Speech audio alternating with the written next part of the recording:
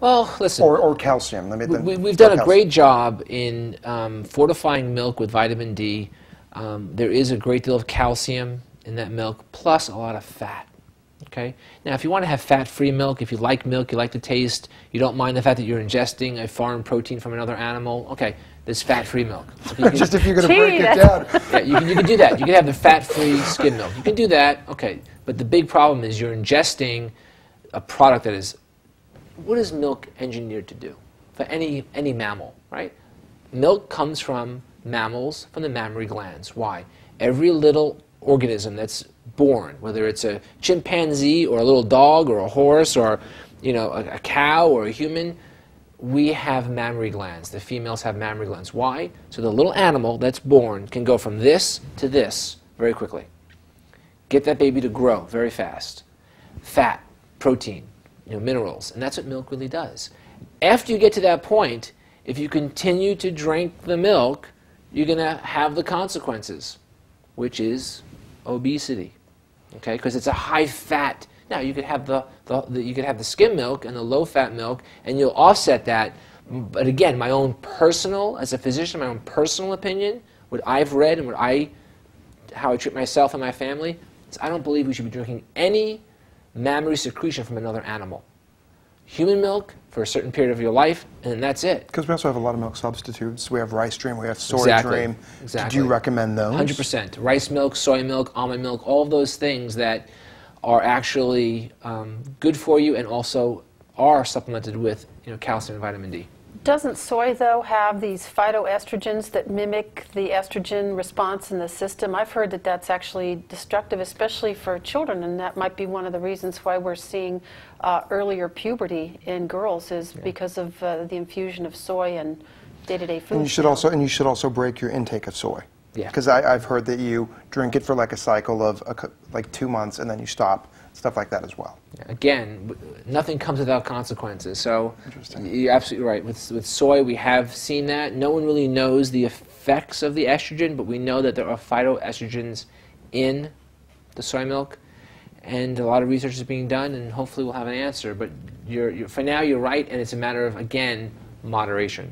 Something else that I don't believe that we're genetically programmed to metabolize properly is the corn products, the high fructose corn syrup and the corn oil. I've heard it said that the high fructose corn syrup in itself is a much more fattening sweetener, but it's cheap and it's ubiquitous. Right.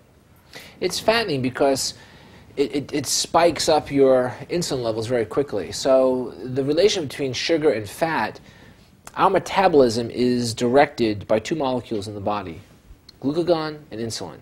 That's how our body knows our energy level, okay?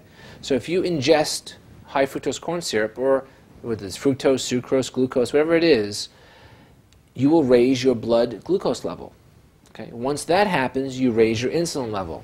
Insulin then is a molecule, a hormone, acting on every cell in your body, your muscles, your tissue, your liver. It's directing all of the enzymatic reactions.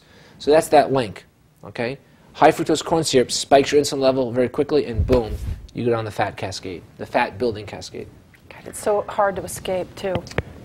More answers from the expert, Dr. Cardillo. And don't forget, we have the answer to do cell phones cause brain cancer when we come back. Don't go away.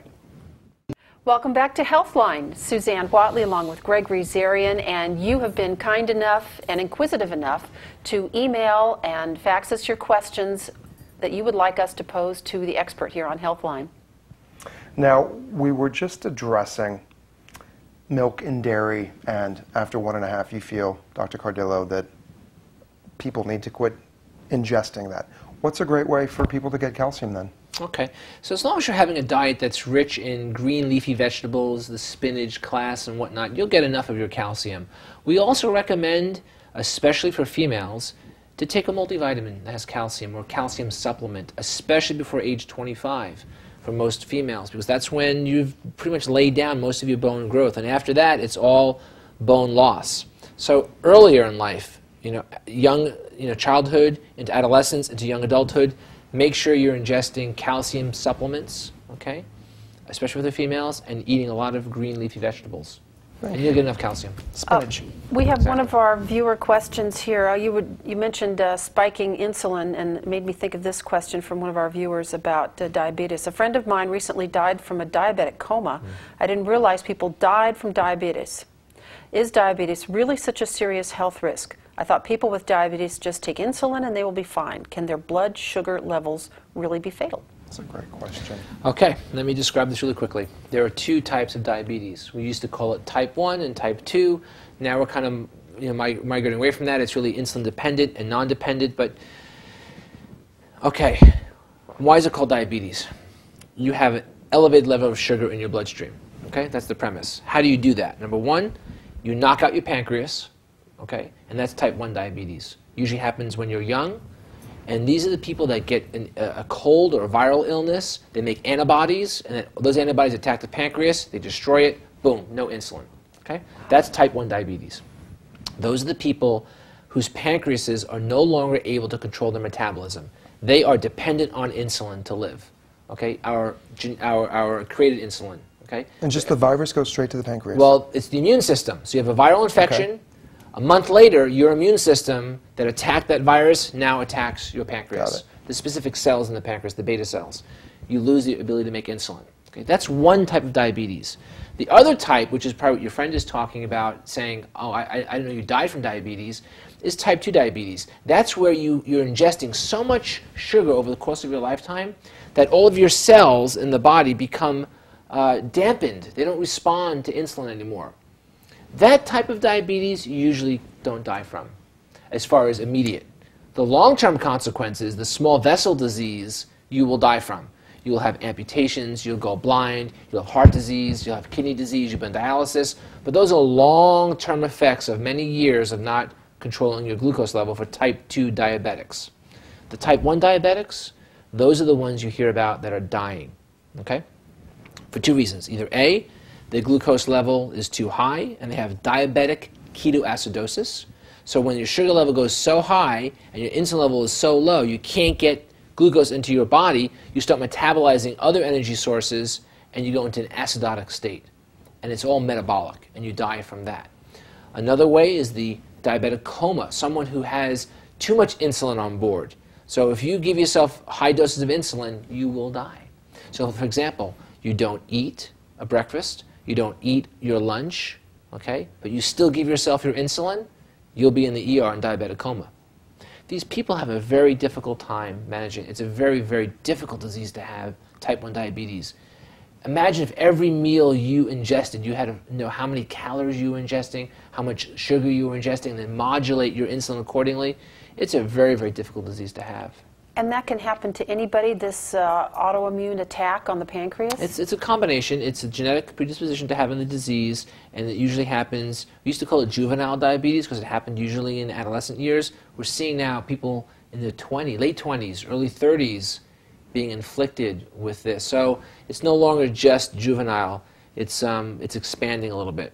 A little bit different than type 2 diabetes. Type 2 diabetes is a product of dietary indiscretion and lack of exercise with a little bit of a genetic component also. But these are the people that when they're 40, 45, 50, they get diagnosed with diabetes. These are the ones who over so many years of not exercising and eating poorly, their cells no longer respond to insulin. So then can it happen without a genetic component, as you said? Yes, it can. Most certainly. Interesting. Scary. Wow. Most certainly. In fact, Greg, you look like you're in great shape. I love you.